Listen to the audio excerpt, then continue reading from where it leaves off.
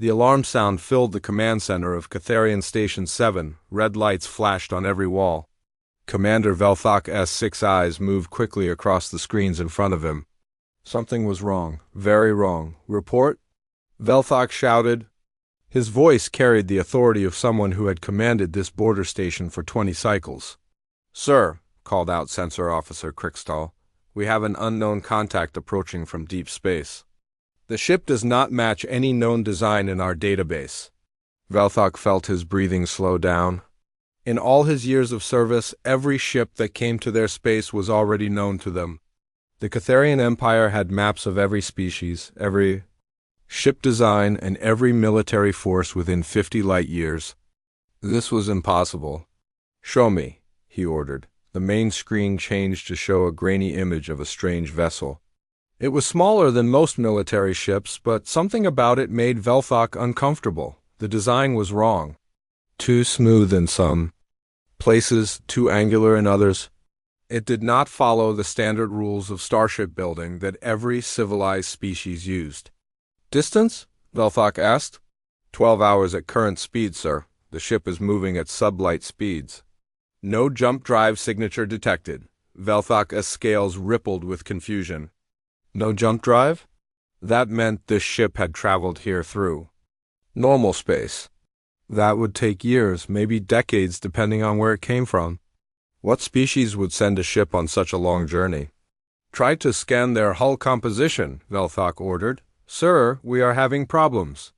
Our scanners are getting interference. The ship seems to be blocking our attempts to look inside it.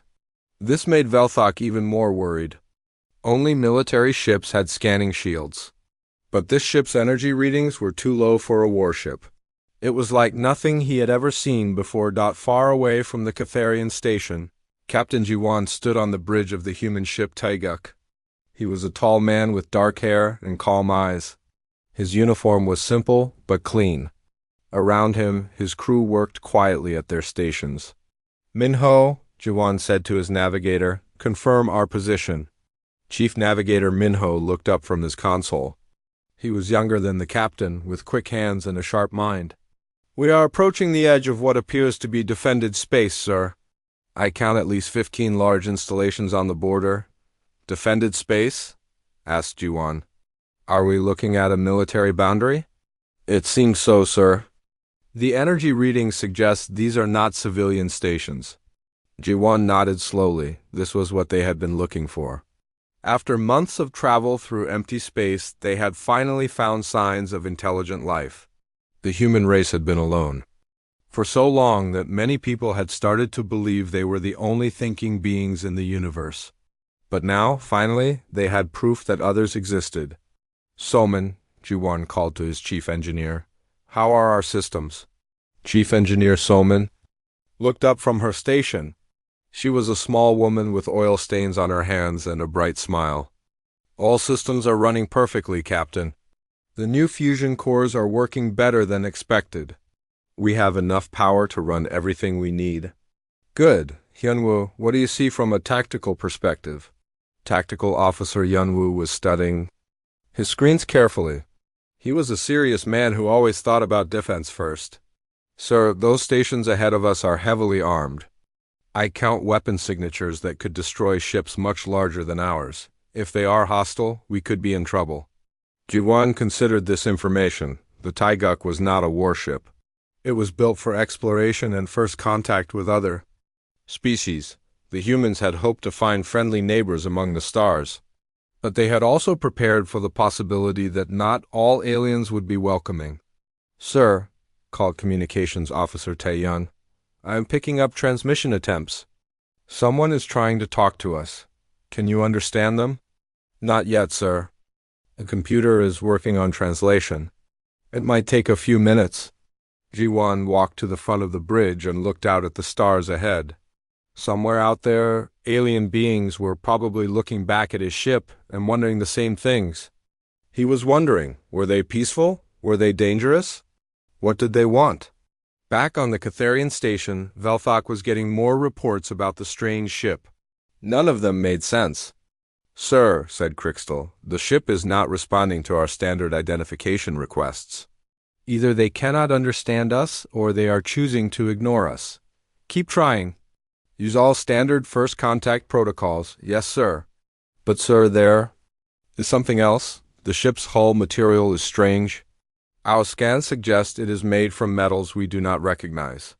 And the energy patterns inside the ship are completely different from anything in our database. Velthok felt a chill run through his body. In the history of the Catharian Empire, they had encountered dozens of species. Some had been friendly, others had been hostile, but all of them had followed certain rules about how space travel worked, how ships were built, and how energy was used. This ship followed none of those rules. Contact Fleet Command, Velthok ordered. Tell them we may have a situation developing. Sir, should we go to alert status? Velthok thought about this. Going to alert would mean calling in warships, activating all weapons, and preparing for battle. It would also send a message to the unknown ship that the Catharians saw them as a threat. That might not be the best way to start first contact with a new species, but something about this ship worried him. It was too different, too unknown. In his experience, unknown things were often dangerous things. Yellow alert, he decided. Full scans, all stations ready, but weapons remain powered down. We will try to talk first. On the Taegek, Taeyun suddenly looked up with excitement. Captain, I think I have something. The computer has made progress on their language. It is not complete, but I can understand some of their transmissions. What are they saying? Jawan asked. They want us to identify ourselves. They are asking who we are, where we come from, and what we want. Standard questions for border guards, I think, Jawan smiled. This was exactly what the human diplomats had prepared for. First contact with an alien species was always going to be complicated, but at least these aliens seemed willing to talk instead of shooting first. Open a channel, Jawan ordered. Let me talk to them. Channel open, sir. Jiwan straightened his uniform and spoke clearly. This is Captain Jiwan of the human vessel Taeguk. We come in peace from the planet Earth. We are explorers seeking contact with other intelligent species. We request permission to enter your space for diplomatic purposes. He waited for a response. Around him, his crew watched their instruments carefully. Everyone knew that the next few minutes could decide whether humanity's first contact with aliens would be peaceful or violent. The response came back in a mixture of translated words and electronic sounds. The alien voice was deep and seemed to have trouble with human language structures. Unknown vessel Taeguk. This is Commander Velthok of Catharian Border Defense. You will submit to inspection and follow our escort ships to Processing Station 12. Resistance will be met with force. Jiwan frowned. That did not sound like a friendly greeting. Taeyun, he said quietly, are you sure that translation is correct? Yes, sir. They want us to surrender our ship for inspection. And sir, I am detecting multiple new contacts approaching our position. Big ships, military ships. The peaceful first contact that humanity had hoped for was about to become something much more complicated. Captain Jiwan looked at the tactical display showing 3 large ships moving toward them. Each one was twice the size of the Taeguk. He could see weapon ports along their hulls, all pointing in his direction. Hyunwoo, analysis, Jiwan said calmly. Tactical. Officer Hyunwoo studied his readings. Sir, those are military vessels. Heavy armor, multiple weapon systems. They are moving to surround us. Time to intercept? 40 minutes at current speed, Jawan nodded. He had time to try diplomacy before. Things got dangerous.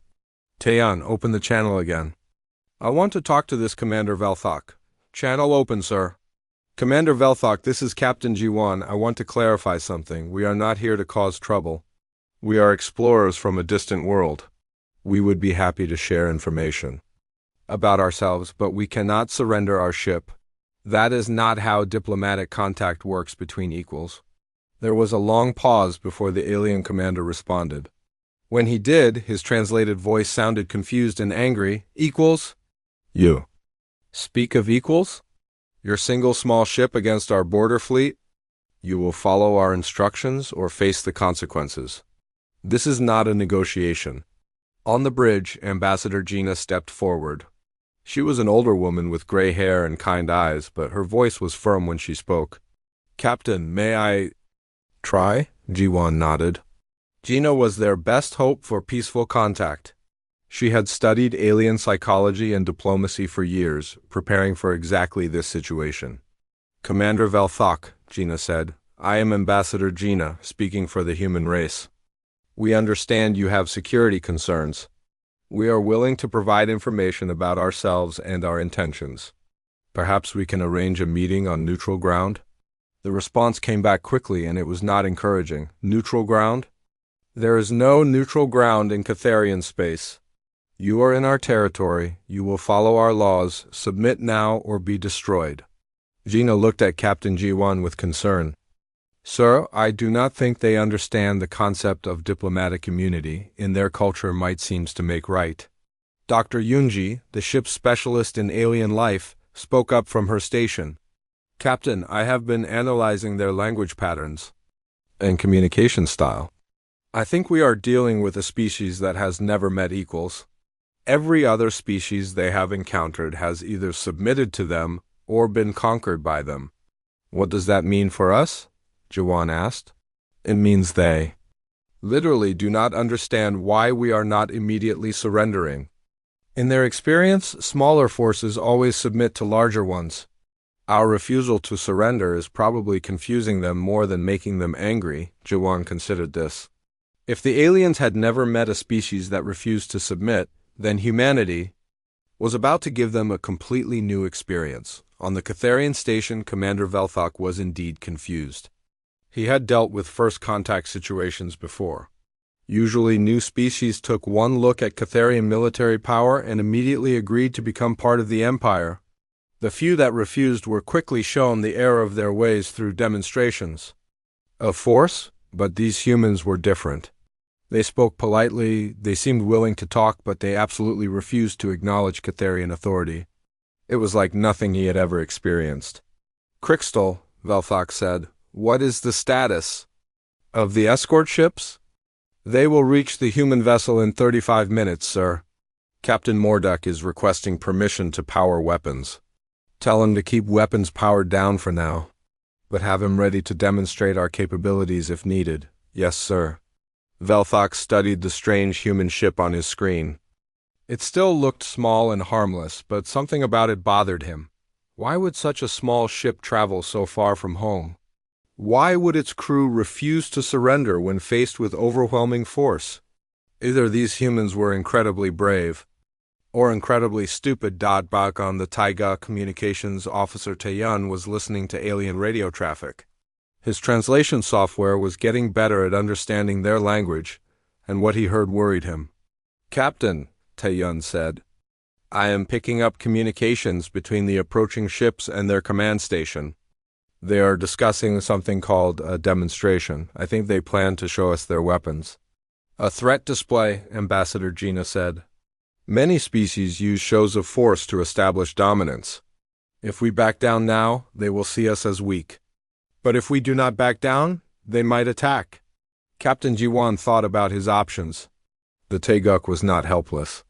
Human military technology had advanced rapidly in the past century, driven by the need to defend Earth from potential alien threats. But he had hoped to avoid any kind of confrontation. "Soman," he called to his engineer, "what is the status of our defensive systems?" Chief Engineer Soman checked her displays. "All systems are ready, Captain. The new shield generators are fully charged. The hull plating can extend to cover vulnerable areas, and the point defense systems are online." "Good, but I hope we will not need them." The alien ships were getting closer. On the tactical display, Hyunwoo could see them taking positions around the Taeguk. It was a classic military formation designed to prevent escape. "Captain," Hyunwoo said, "they are moving to surround us. If they decide to attack, we will have enemies on all sides. I understand. But we are not going to start a fight. We came here in peace, and we will try to stay peaceful as long as possible." The lead alien ship was now close enough for visual contact. It was a massive vessel with a hull covered in weapon ports and armor plating. Compared to it, the Taiguk looked like a tiny bird next to a hawk. "Incoming transmission," Taeyun announced. "Put it on screen." The main display showed the bridge of the alien ship. Commander Mordek was even larger than Velthok, with more scars and a more aggressive manner. When he spoke, his translator made his voice sound like a growl. "Human vessel, I am Captain Mordek of the Catharian warship Dominator. You have entered our space without permission. You have refused to follow lawful orders. You will surrender immediately or face the consequences." Captain Ji-won stood up and faced the screen. He kept his voice calm and respectful. "Captain Mordek, I am Captain Ji-won. We do not wish to fight. We came here seeking peaceful contact between our species. Surely we can find a solution that does not require surrender or violence." Mordek's expression showed contempt. "Peaceful contact? You speak of peace while refusing to obey our commands. Your words mean nothing. Watch and learn what happens to those who defy the Catharian Empire." The transmission ended. On the tactical display, Hyunwoo saw the alien ship turning toward a nearby asteroid. "Captain, they are targeting the asteroid," Hyunwoo reported. "Energy readings are spiking. I think they are about to demonstrate their weapons." Everyone on the bridge watched as the alien warship fired. A beam of blue energy struck the asteroid and completely vaporized it in seconds. Where there had been a mountain of rock and metal, now there was only empty space and glowing particles. "Impressive firepower," Soman said quietly. "That asteroid was over a kilometer wide." The alien captain's voice came over the radio again. "That is what happens to obstacles in Catharian space. Surrender now, or your ship will share that fate." Captain Ji-won looked around his bridge. His crew was tense but not panicked. They all knew this moment might come. Earth had sent them out here knowing they might encounter hostile aliens. The question was, should humanity show weakness and surrender, or show strength and resist? "Captain," Ambassador Gina said quietly, "if we surrender now, they will learn everything about Earth, about our defenses, about our capabilities.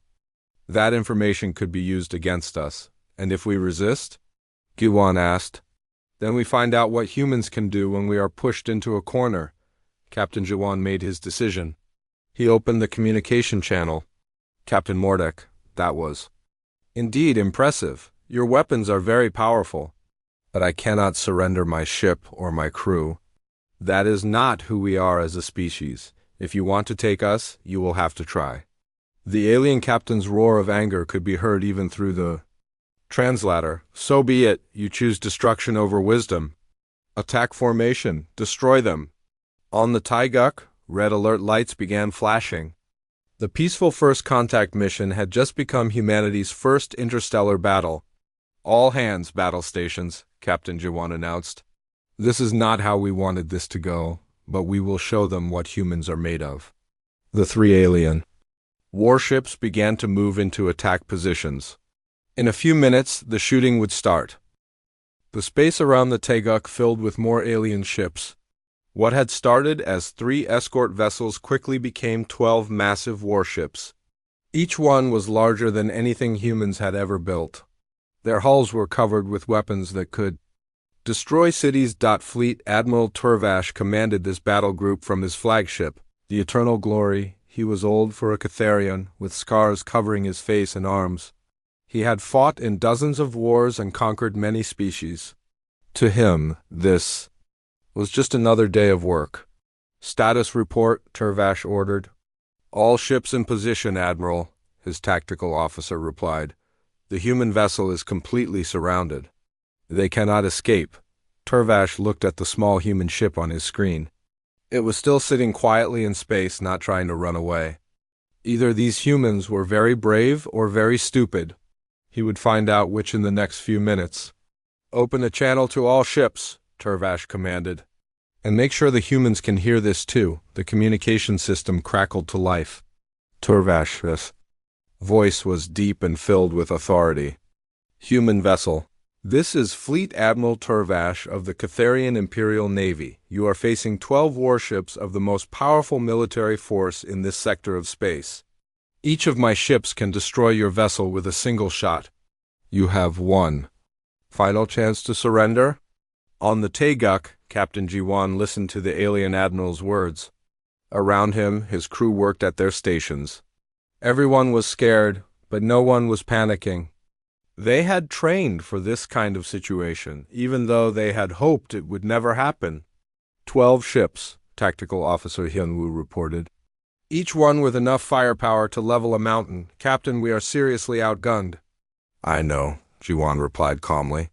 But we are not defenseless. Soman, are our systems ready? Chief Engineer Soman nodded. All systems are green, Captain. The modifications we made before leaving Earth are working perfectly. We have full power to all systems. Good, Taiyun. Open a channel to the alien fleet. Channel. Open, sir. Captain Jiwan stood up and spoke clearly. Admiral Turvash, I am Captain Jiwan of the human vessel Taeguk. We understand your position, and we respect your military power, but we cannot surrender our ship or our freedom. If you want to fight, then we will fight. There was silence for a moment, then Admiral Turvash laughed. It was not a pleasant sound. Fight? You think your tiny ship can fight my entire fleet? You are either insane or you do not understand what you are facing. Let me show you. The Admiral gave an order to his ships. All vessels, target the asteroids in Grid 77. Full power demonstration. Show these humans what real weapons can do. The 12 alien warships turned toward a cluster of large asteroids floating nearby. Each asteroid was the size of a small moon. The humans watched as every ship charged its main weapons. Energy readings are off the charts, Yunwoo reported. Whatever they are about to do, it is going to be big. The alien fleet fired all at once. Beams of energy brighter than suns reached out and struck the asteroids. The rocks did not just explode, they ceased to exist. In seconds, millions of tons of stone and metal were turned into nothing but glowing gas and particles. My God, whispered Dr. Yunji.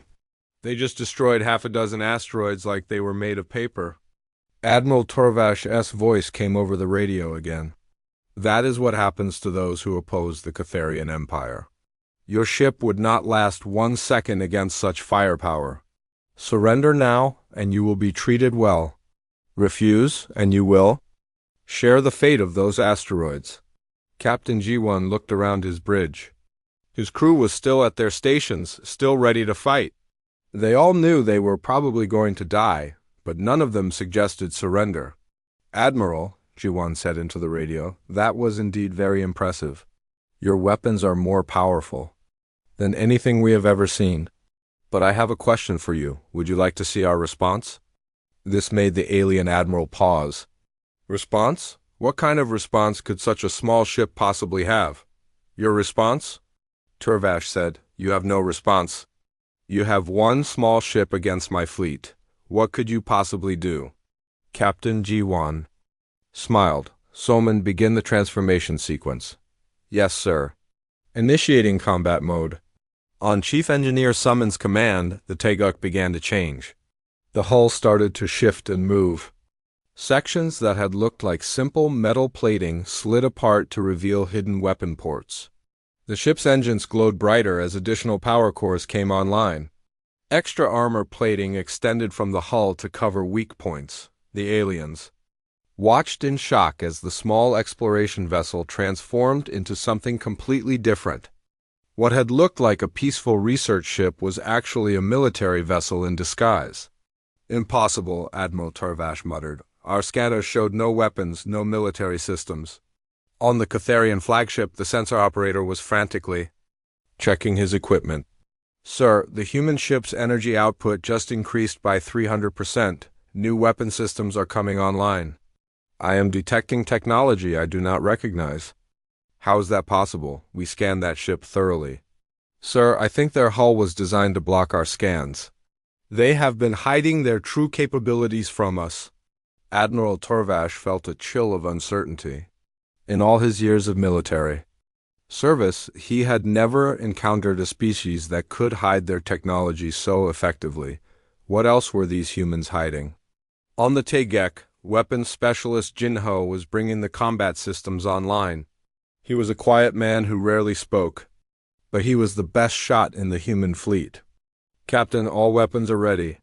Point defense systems are active. Energy shields are at full power. Excellent. Hyunwoo, what is our tactical situation? Sir, we are still outnumbered 12-1, but our mobility is much better than theirs. Those big ships are powerful, but slow. If we can stay moving, we might have a chance. Dr. Naeon, the ship's military psychologist, had been studying the alien communications. Captain, I have been listening to their radio traffic. They are confused and worried. They have never faced an enemy that could hide its capabilities so well. Their confidence is shaking. This was good news. Humans had learned long ago that the mind was often more important than weapons in battle. If they could make the aliens doubt themselves, they might have a chance. Admiral Turvash, Captain Jiwan said over the radio, as you can see, we are not as helpless as we appeared. We came here in peace, but we are prepared for war. This is your last chance to let us leave. In peace, the alien admiral's voice was angry now. Tricks and deception. You think your hidden weapons will save you? You are still one ship against 12. Attack formation. Destroy them. The alien warships began to move into attack positions. Their massive hulls turned toward the Taeguk weapons, charging for battle. The space around the small human ship lit up with targeting beams and energy signatures. Here they come, Hyunwoo reported. All ships are moving to attack. Evasive maneuvers, Captain Yuan ordered. Let us show them how humans fight. Navigator Minho's hands danced over his controls. The Taeguk suddenly accelerated and spun away from its original position. The alien ships had been expecting it to stay still like a target. Instead, it moved faster than they thought possible. Impossible! Admiral Torvash shouted. No ship that small should be able to move like that. The first alien ship fired its main weapon. A massive beam of energy shot toward where the Taeguk had been a second before. But the human ship was no longer there. It had moved to a completely different position and was now behind one of the other alien vessels. Weapons. Specialist Jinho fired the Taeguk's main gun. It was much smaller than the alien weapons, but it was aimed with perfect precision. The shot struck the alien ship's engine section, causing explosions and system failures. Direct hit, Jinho reported calmly. Enemy ship is losing power. The aliens could not believe what they were seeing. Their massive, heavily armed warships were being outmaneuvered by a ship 1/10 their size. The humans moved like dancers, always staying ahead of the alien weapons. All ships, concentrate fire, Admiral Turvash ordered. Surround them. They cannot dodge forever. But as the battle continued, it became clear that the humans had more surprises. Electronic warfare specialist Sujin was busy at her station, fingers flying over her controls. Captain, Sujin reported, I have broken into their communication system. I can disrupt their coordination. Do it. Suddenly the alien ships began receiving false orders. Some turned left when they should turn right. Others fired at empty space. The careful attack formation fell apart as confusion spread through the fleet. What is happening? Admiral Turvash demanded. Why are my ships not following orders? Sir, the humans seem to be interfering with our communications. They are sending false signals. The alien admiral stared at the tactical display. His overwhelming advantage was disappearing. The humans were using tactics and technology he had never seen before. For the first time in his long military career, Fleet Admiral Turvash was facing an enemy that refused to fight by the rules, and the battle was just beginning. The battle was not going as Admiral Turvash had expected. His 12 massive warships should have destroyed the tiny human vessel in minutes. Instead, they had been fighting for over an hour, and the humans were still alive. Worse, they were winning. Damage report, Turvash shouted at his bridge crew. 3 ships heavily damaged, sir. The destroyer and the Conquest have lost main engines. The Victory has weapons offline. All ships report system failures and communication problems. Turvash could not believe what he was hearing. How was one small ship causing so much damage? To his entire fleet? On the Tige, Captain Jiwan was coordinating his crew's efforts. The bridge was a scene of controlled chaos, with everyone working at maximum speed. Minho, take us around the big ship on the left. Use their own ship as cover. From the others, Navigator Minho spun the ship through a complex maneuver that would have been impossible for the larger alien vessels. The Taigek slipped between two enemy ships, using their bulk to block incoming fire. Junho, target their weapon systems. We do not want to kill them if we can avoid it. Weapons specialist Junho nodded and fired with surgical precision. His shots disabled alien weapons without destroying entire ships. The humans were trying to win the battle without causing unnecessary deaths. Sujin, how are you doing with their computer systems? Electronic warfare specialist Sujin looked up from her console with a grin. I have access to most of their networks, Captain. Their computer security is not very good. I can make their ships do almost anything I want. As if to prove her point, one of the alien warships suddenly turned and fired on another alien ship. The crew of both vessels panicked, thinking their allies had gone insane. Stop that! Admiral Turvash screamed over the radio. The humans are controlling our ships! But Sujin was just getting started. She began uploading computer viruses into the alien networks. Systems that had worked perfectly for decades suddenly began failing. Lights went out, artificial gravity fluctuated, and weapon systems refused to fire. Chief Engineer Soman was monitoring the battle from her station.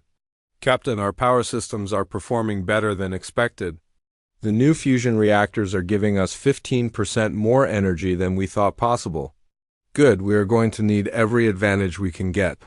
Dr. Neian, the military psychologist, was listening to alien communications. Captain, their morale is breaking. They are starting to panic. Several ship commanders are requesting permission to retreat. This was exactly what Captain Jiwon had hoped for. Humans had learned that sometimes the best way to win a fight was to make the enemy not want to fight anymore. Hyunwoo, status of enemy forces? Tactical Officer Hyunwoo studied his displays. 4 ships are seriously damaged and pulling back.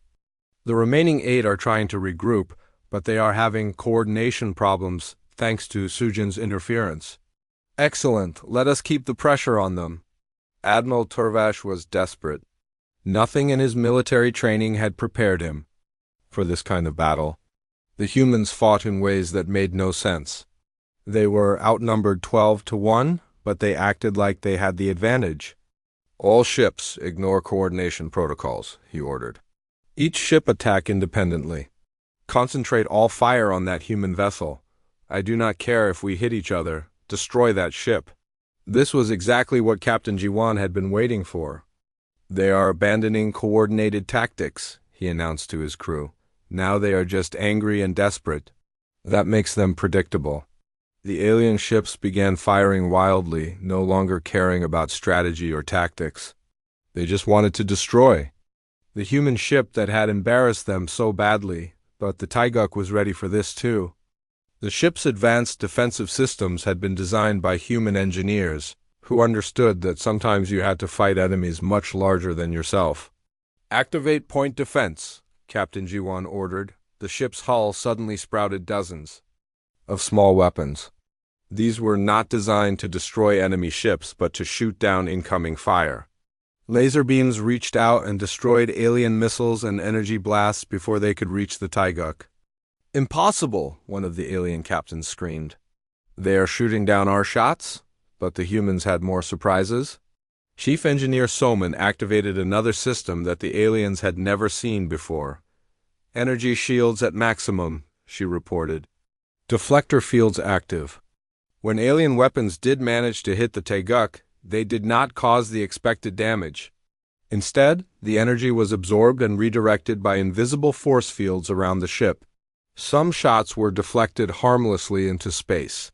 Others were actually absorbed and used to power the ship's own systems. They are using our own weapons against us, Admiral Turvash roared. How is this possible? Dr. Yungji, who had been studying alien technology throughout the battle, had an answer. Captain, I think I understand something important. These aliens have never developed defensive technology. They have always relied on overwhelming offensive power. They do not know how to fight an enemy that can defend itself. This made perfect sense. The Catharian Empire had conquered other species by building bigger and more powerful weapons. They had never needed to develop shields or defensive systems, because their enemies always surrendered quickly, but humans came from a different background. Earth had experienced many wars where smaller, weaker forces had defeated larger armies through superior tactics and technology. Human military engineers had always focused on making their ships harder to kill, not just better at killing. Target their flagship, Captain Jiwan ordered. If we can disable their commander, the rest might surrender. The Taiguk accelerated toward Admiral Turvash's massive ship. The Eternal Glory, the alien vessel, was 3 times larger than the human ship, with armor thick enough to stop almost any weapon. But the humans were not using conventional weapons. Sujin, can you get into their flagship's computer systems? Already working on it, Captain. Their security is tougher than the other ships, but I think I can break through. While Sujin worked on electronic warfare, weapons specialist Jinho prepared a different kind of attack. Instead of trying to blast through the alien ship's heavy armor, he aimed for something much more vulnerable. Targeting their sensor array, Jinho reported. If they cannot see us, they cannot fight us. The Taiguk fired a series of precise shots that destroyed the alien flagship's external sensors.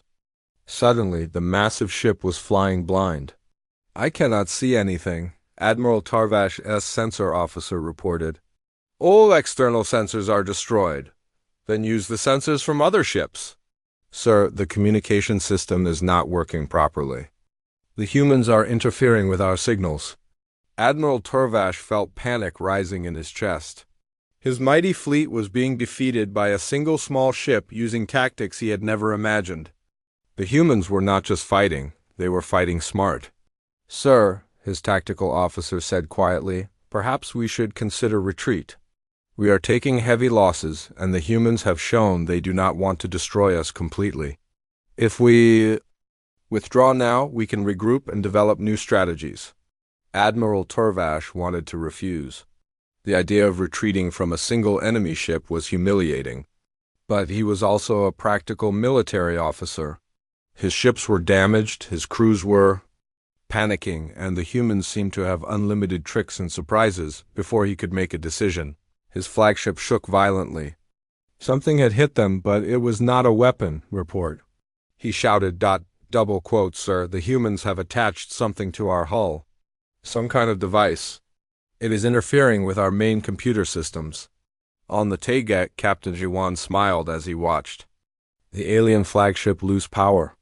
Boarding pod successfully attached, he announced. Remote hacking device is active. The humans had not sent people to board the alien ship.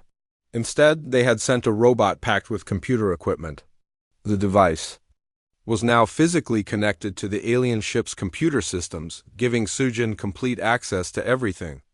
I am in, Sujin reported. I have complete control of their flagship. I can shut down their weapons, their engines, their life support, anything you want, Captain. Admiral Turvash stared in horror as his own ship's systems began shutting down. One by one, the lights dimmed, the weapons powered down, and the engines went silent. His mighty flagship had been conquered without a shot being fired. This is impossible, he whispered. How can one small ship defeat an entire fleet? Captain Jiwan opened a communication channel to the alien admiral. Admiral Turvash, your flagship is under our control. Your fleet is disabled. But we do not. Want to destroy you? We want to talk. Will you listen? For the first time in his long military career, Fleet Admiral Turvash of the mighty Catharian Empire was forced to admit defeat to an enemy he had thought was helpless, the balance of power. In this part of the galaxy was about to change forever. News of the battle spread through space faster than anyone expected. The defeat of Admiral Turvash's fleet was impossible to hide. Too many ships had been watching. Too many sensors had recorded the impossible sight of 12 Catharian warships being defeated by a single small vessel on the mining station Kepler-7. The Vaxian workers stopped their machines when they heard the news. The Vaxians had been slaves to the Catharian Empire for over 50 years. They had been told that resistance was hopeless, that the Catharian military was unbeatable. "Is it true?" asked Vax worker Kilton to his friend. "Did someone really defeat a Catharian fleet? The reports say yes. A species called humans. They made Turvash surrender." For the first time in decades, the Vaxian workers began to whisper about freedom. On the trade station Nexus Point, Captain Jelkar of the Thronian merchant fleet was meeting with other independent captains. The Thronians had never been conquered by the Catharians, but they had been forced to pay heavy taxes and follow strict rules to trade in Catharian space. "If the humans could defeat Turvash," Captain Jelkar said, "then maybe the Catharians are not as strong as they claim to be." But what do we know about these humans?" asked another captain. "Are they just replacing one empire with another?" "The reports say the humans offered to talk instead of demanding surrender. That is different from how the Catharians behave." Similar conversations were happening on dozens of worlds and space stations. Species that had submitted to Catharian rule were beginning to ask questions they had not dared to ask before. On the Taigek, Captain Giwan was dealing with the immediate aftermath of the battle. Admiral Turvash had agreed to a ceasefire, but his ships were still surrounding the human vessel. The situation was tense but no longer actively dangerous. "Medical report," Captain Giwan asked. Medical Officer Jiho looked up from his station. "No serious injuries, Captain. A few people have bumps and bruises from the combat maneuvers, but everyone is fine. Dr. Soman has a small cut on her hand from working on damaged equipment, but it is not serious." "Good. What about our ship?" "Chief, Engineer Soman checked her damage reports. We used more power than expected, but all systems are still working. The new armor plating took some hits but held up well. We can continue operations without problems." "Excellent work, everyone." "Taeyun, what are you hearing from the alien fleet?" Communications Officer Taeyun had been monitoring alien radio traffic. "Captain, they are very confused.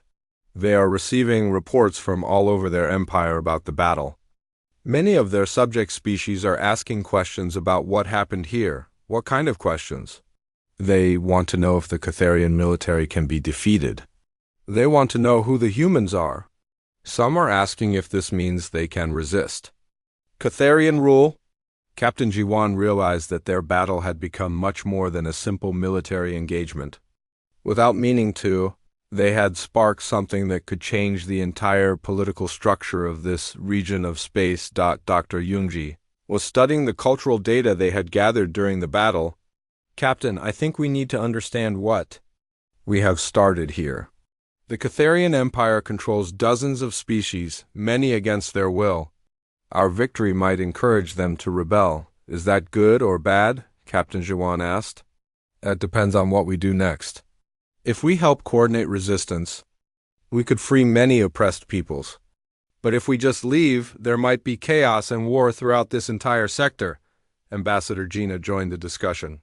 "Captain, I think we have a responsibility here. We came looking for peaceful contact with alien species. Instead, we have accidentally become a symbol of resistance against oppression. We need to decide what kind of neighbors we want to be." Captain Jiwan considered this carefully. The Taiguk had been sent to explore and make contact, not to start revolutions. But sometimes events move faster than anyone planned. "Open a channel." To Admiral Turvash, he decided, "I want to talk to him." The alien admiral appeared on the screen. He looked older than before, with the weight of defeat heavy on his shoulders. When he spoke, his voice was tired. "Captain Jiwan, you have won a great victory. What do you want from me?" "Admiral, I want to understand something. How many species are part of your empire by choice, and how many were forced to join?" This question seemed to surprise Turvash. "Choice? What does choice matter?" "The strong rule the weak. That is the way of the universe." "But what if it does not have to be that way? What if strong and weak could work together as equals? Impossible. There must be order. There must be hierarchy. Without that, there is only chaos. Captain, Jiwan shook his head. Admiral, humans have learned that cooperation is stronger than domination. Free people fight harder than slaves. Partners work better than subjects. Your words make no sense. You speak of impossible things. But even as Admiral Turvash rejected the human captain's words, reports were coming in from across the Empire. On the industrial world of Keth 7, the Borean workers had stopped production and were demanding better treatment.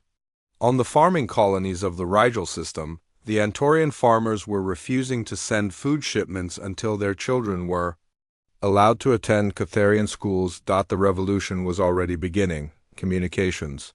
Officer Taiyan looked up with concern. Captain, I am receiving emergency transmissions from across Catharian space.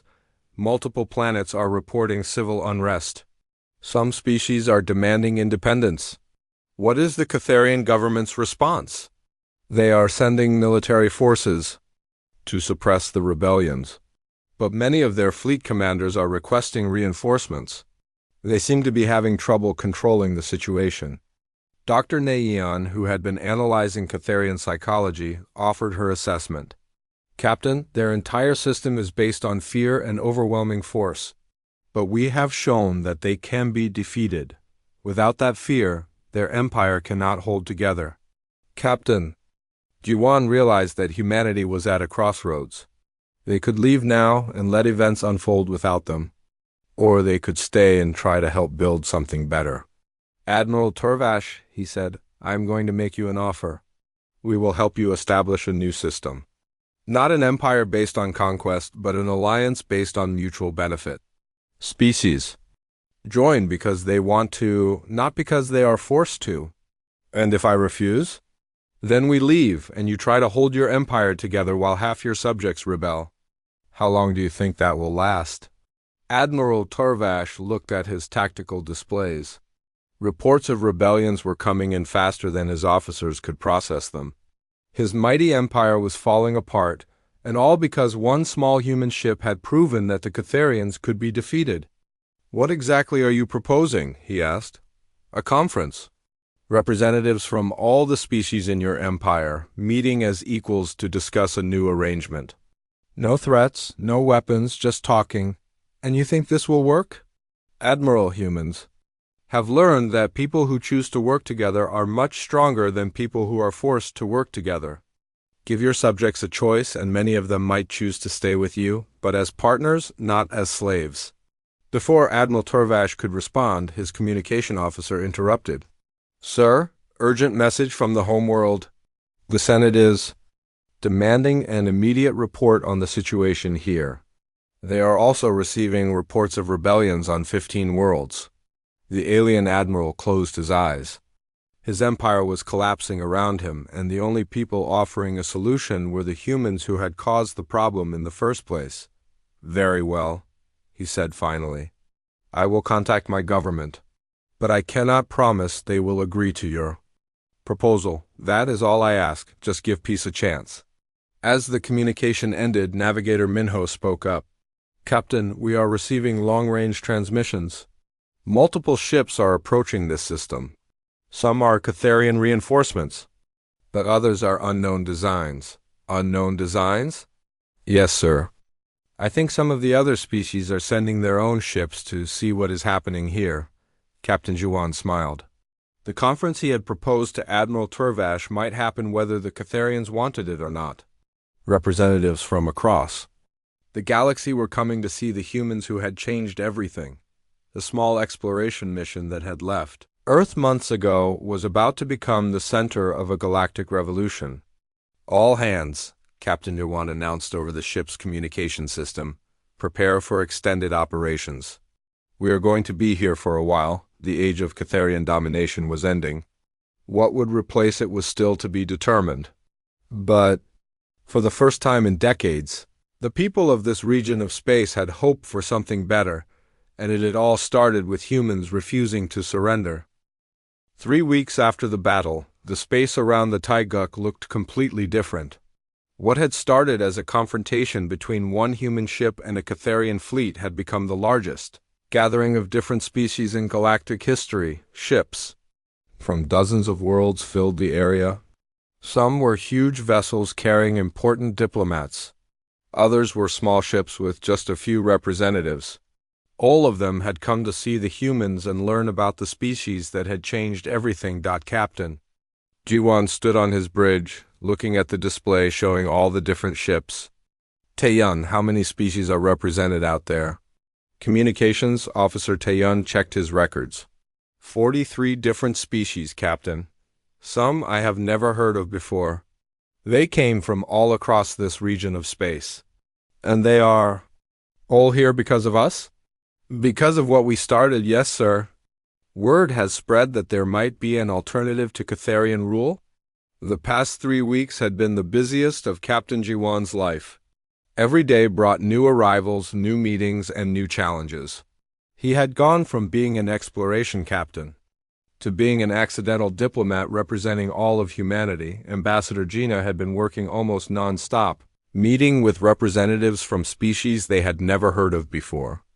Captain, she reported, I have just finished talking with the Zilarian delegation.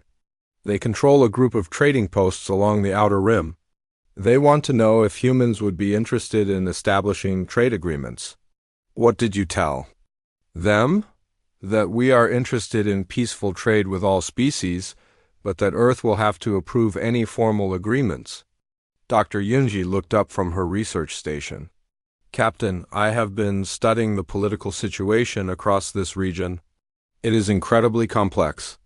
The Catharian Empire included over 60 different worlds, but many of those worlds contained multiple species. Some joined voluntarily centuries ago. Others were conquered recently. Some species want complete independence. Others just want better treatment. And they all expect us to solve their problems? Many of them do. We have become a symbol of successful resistance. They think if humans could defeat the Catharians, we must have all the answers. Captain Jiwan sighed. He had come out here to explore space and look for other intelligent life. He had found it, but now everyone expected him to reorganize galactic politics. Any word from Earth? He asked. Communications Officer Taeyun nodded. Yes, sir. The government has been following our reports. They are sending a proper diplomatic mission, but it will take months to arrive. Until then, we are Earth's official representatives. No pressure there, Captain Jiwan muttered. The biggest challenge was Admiral Torvash and the remaining Catharian forces. The alien admiral had been trying to contact his government for weeks, but the situation on the Catharian homeworlds was chaotic. Some government officials wanted to negotiate with the humans. Others wanted to send massive military forces to crush all rebellion. Still others were trying to use the crisis to grab power for themselves. Admiral Turvash is requesting another meeting, Taeyun reported. Send him over and ask Ambassador Gina to join us. An hour later, Admiral Turvash arrived at the Taiguk in a small shuttle. Captain Jiwan met him in the main conference room. Along with Ambassador Gina and Dr. Yunji, the alien admiral looked tired and older than when they had first met. The stress of the past weeks had worn him down. Captain Jiwan, Turvash said, I have finally received orders from my government. What do they want? They want me to restore order by any means necessary. They are sending reinforcements, eh? Fleet of over 50 ships. They will arrive in 10 days. Ambassador Gina leaned forward. Admiral, that would be a disaster. There are representatives from dozens of species here. If the Catharian fleet attacks, it will start a war that could spread across the entire galaxy. I know, Turvash said quietly. That is why I am warning. My government refuses to accept that things have changed. They think they can go back to the old ways through superior force. What do you think? Captain Jiwan asked. Admiral Turvash was quiet for a long moment. I think the old ways are finished. Too many species have seen that the Catharian military can be defeated. Too many have started to hope for something better. Even if my government destroys everyone here, the idea will spread. The Empire as we knew it is over, So what do you want to do? I want to try your idea, the Conference of Equals. But we only have 10 days before my government's fleet arrives. Captain Jiwan looked at Ambassador Gina. She nodded. And then we call the conference. Immediately, Jiwan decided. All species, all representatives. We try to create something new before the old system destroys everything. The next few days were a whirlwind of activity. Representatives from 43 different species gathered on various ships to discuss the future. The meetings were difficult, because many species had old grudges against each other. Some had been enemies for centuries. Others had been masters and slaves, but slowly, with human help, they began to work out a new system. The key insight came from Dr. Nayan, the military psychologist. The problem with the old empire, she explained to the assembled delegates, was that it was based on hierarchy. Someone was always on top, someone else was always on the bottom. That creates resentment and rebellion.